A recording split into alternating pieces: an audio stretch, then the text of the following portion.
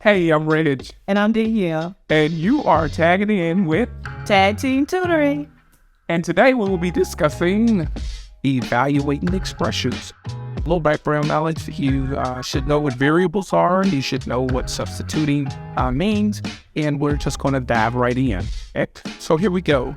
We are looking at a very specific example: A times B plus C. And you know what? Let's add a little flair. Let's do A times B squared plus C. And then we're going to set values of your variables. So we're going to be given a value for A, B, and C. And the problem calls for A to be 2, B to be 4, and C is going to be 7, okay? So I'm going to circle these variables because I'm going to use some color coding here so that you can definitely ensure that you understand exactly what we're doing, okay?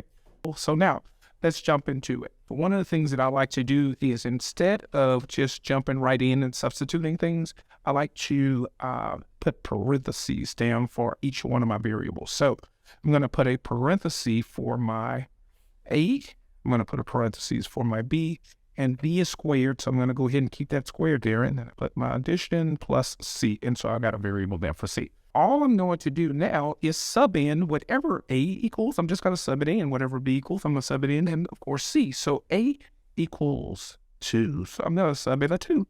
B equals 4, so I'm going to sub in a 4. And then C equals 7, so I'm going to sub in that 7. All right.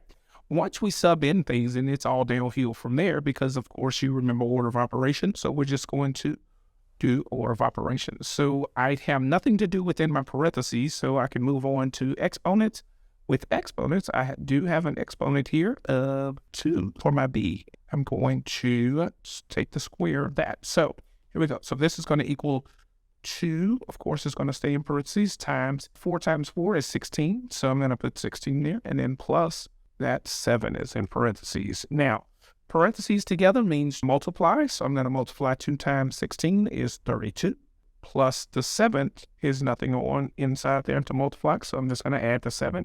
And then lastly, add 32 and 7, and that's going to give me 39. So now I want you to try this problem: 3x squared plus 4y, all right? And we're going to say x equals 2 and y equals 3, okay?